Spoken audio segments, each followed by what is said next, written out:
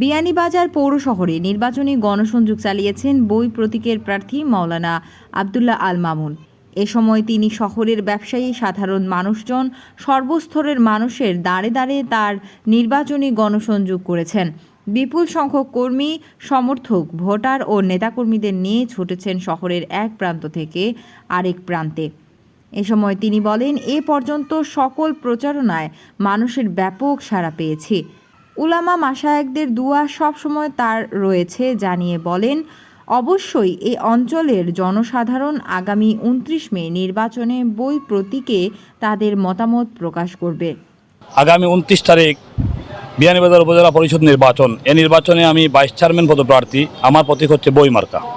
আমি আশা করব আগামী 29 তারিখের নির্বাচনে আপনারা সকলে দল, মত, ধর্ম, বর্ণ সকলের ঊর্ধ্বে উঠে আমাকে বই প্রতীকে ভোট দিয়ে জয়যুক্ত করবেন।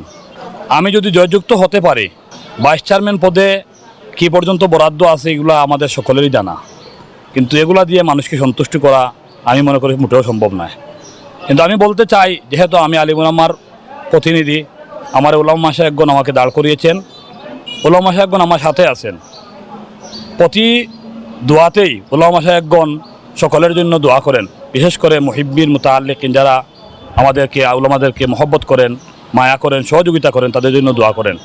এই সহযোগিতার দোয়া ইনশাআল্লাহ আপনাদের প্রতি উলামা ইকরামের পক্ষ থেকে থাকবে এবং আমিও আপনাদের জন্য সকলের জন্য দোয়া করব।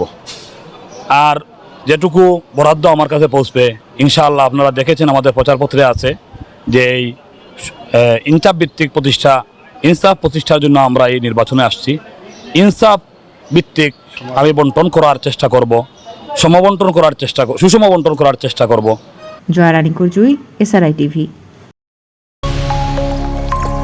SRI TV, your voice, your media.